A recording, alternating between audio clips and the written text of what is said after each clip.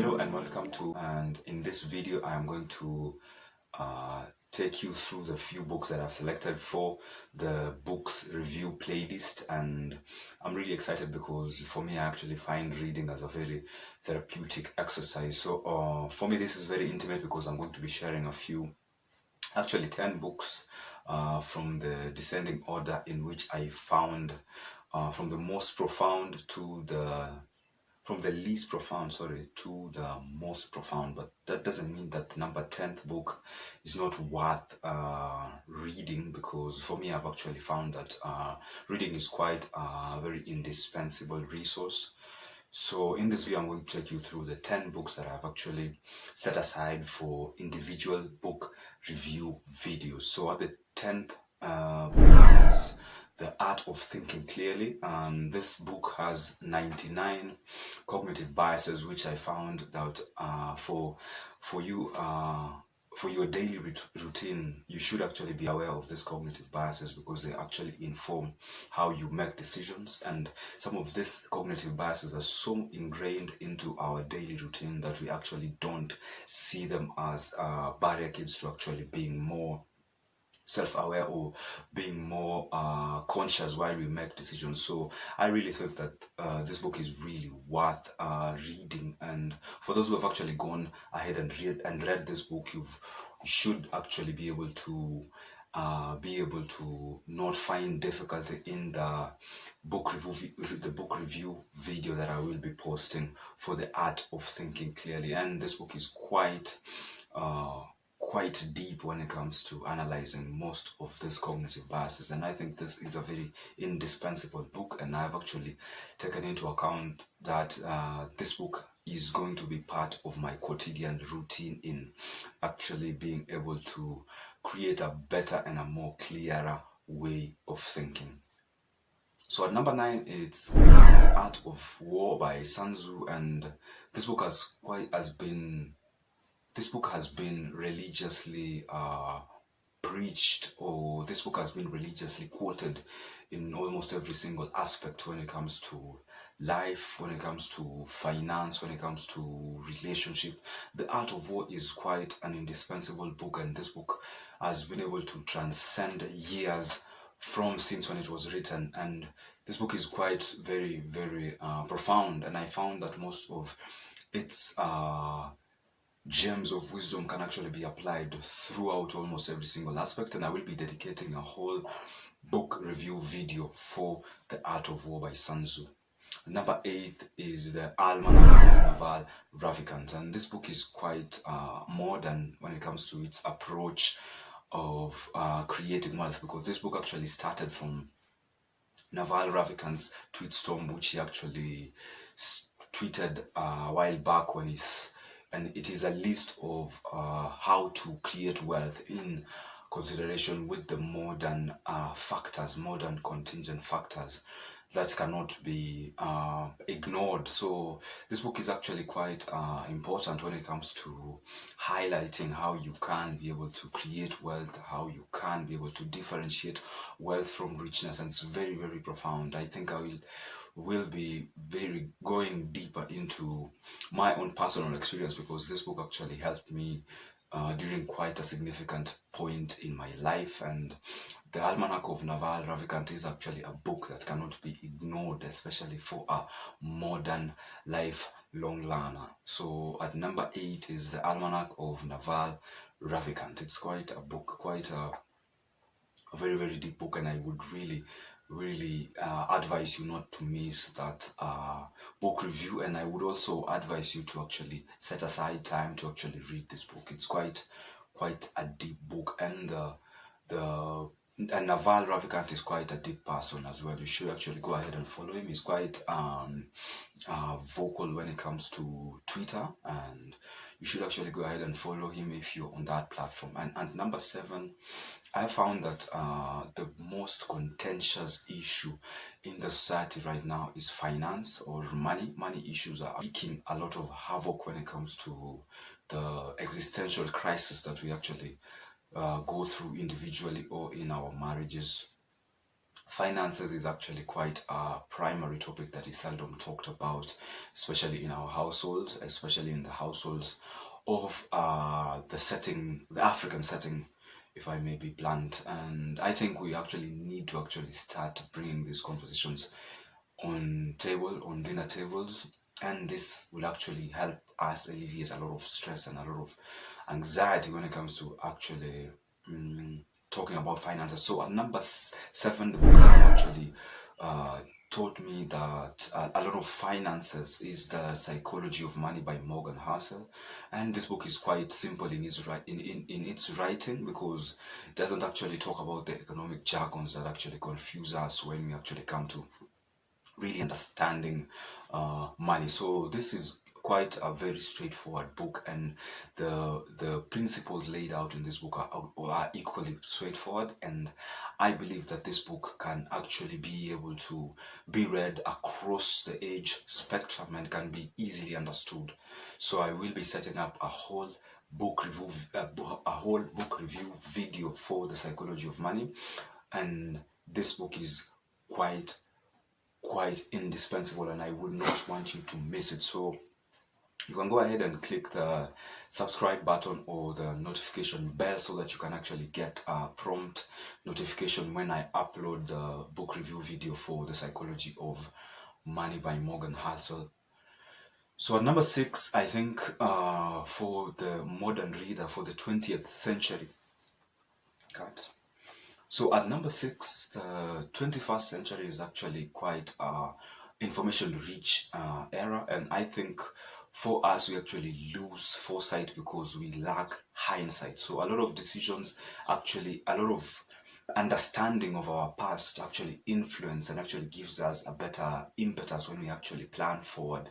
And at number 6, the book that actually has given me that much understanding of the history, because it has been written by quite a revered historian. His name is Yuval Noah Harari, and he is an Israeli historian, and he has written a book that has actually been quite held in high esteem because of how he has actually taken time to actually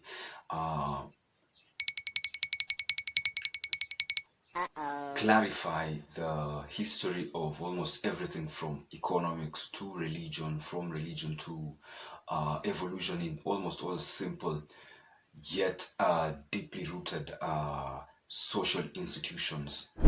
So at number 6 is Sapiens by Yuval Noah Harari. I will be reviewing that book separately I think this could be really quite an elaborate video, because this book is quite a big book, and I think even if I might just peruse or go through it superficially, I will run the risk of not actually doing justice to this book. This book is quite a really, really good read, and it actually opens you to a lot of things that we actually didn't know, a lot of inception of things that have actually made our society as we are at this point. So I think it's quite a really deep book. So at number 6 is Sapiens by Yuval Noah Harari. So at number 5 is one of the best writers and the best thinkers of our society at this point, and he is quite unorthodox in the way he actually puts out his ideology. And if you have actually read a few books, you will actually agree that I'm just doing quite an understatement when it comes to describing Nassim Nicholas Talib. So at number 5 is The Black Swan. He actually talks about how ordinary it is to see the white swans, but due to the cognitive biases that we have, events that are not predicted, which he actually calls them the black swan, oftentimes really scar the society, because the black swans are least prepared or least planned for. So actually the Black Swan is quite a book that actually I might label pessimistic, but it is necessarily pessimistic in a way that it actually quells down the naivety that is actually going around in our community. So at number 5 is The Black Swan by Nassim Nicholas Talib, and I will be doing it on book review video. And at number 4 is it's an interesting book because most of us, we actually read a lot, and I know that due to the influx of information, due to the availability through the internet, we actually read a lot. But now the challenge is actually being able to remember what we have actually read. So at number 4 is Make It Stick, The Science of Successfully Learning. This book actually goes ahead and teaches us the practical ways in which you can actually start remembering more of what you read. And this is actually good because this actually will help us retain more while you're reading, so that you can be able to actually apply this things that you actually gather along as you actually read. And I think this will be actually important, especially for those who are actually in academia or anyone who is reading, because actually at the preface of this book they actually say that this book is actually this book goes well with people who are actually who are actually still in school. So I think this is quite a very, very interesting book for those who actually are still in school and are actually struggling in retaining the information that they are learning in school. So number 4 is Make It Stick, and this book is quite a gem. So at number 3 is The Deep, a little book that teaches you when to quit. And I think the author is quite revered, and the author is Seth Godin. Seth Godin is quite a marketing guru. He has actually written a lot of things when it comes to marketing, and his information and his understanding when it comes to marketing is quite profound. And I think the Deep is quite profound equally, because I found that most of us in our endeavors, we actually stay too long and we actually scared of quitting. So you might actually be in a pursuit that is actually long overdue, but now because of what the art of thinking clearly calls the sunken cost fallacy, you might actually not be able to readily quit, yet you actually know that maybe your cause is actually not a worthy cause anymore. So the Deep actually makes us understand the difference between a cause that is worthy or a cause that has been long overdue, and when you should quit. It's quite a really good book, because it actually talks about the Dunning-Kruger effect in extension, so that you can actually know the learning curve and how to actually deal with new experiences and the struggles that come with new ventures. So it's actually quite a deep book. That is why it might be called The Deep. And so at number 2 is again amongst the best, or rather amongst my favorite authors, Nassim Talib. I think his book is actually at number 5. And so at number 2, another book of his that actually made sense because of how the aphorisms that he has actually quoted in those books resonate so much deeply with our daily book, that actually has a lot of nuggets and a lot of quotations which will actually excite you, because most of these things actually get you thinking and meditating on issues that Nassim Talib actually puts them in a very clever way. So I think this book actually really got me thinking, and it actually starts with a very interesting story of how we actually can be stubborn when we're actually dealing with some situations. And most of these books actually informed the art of thinking clearly in that, because it addresses a few cognitive biases that we have in our daily routines. So at number 2 is The Bed of Procrustes by Nassim Talib.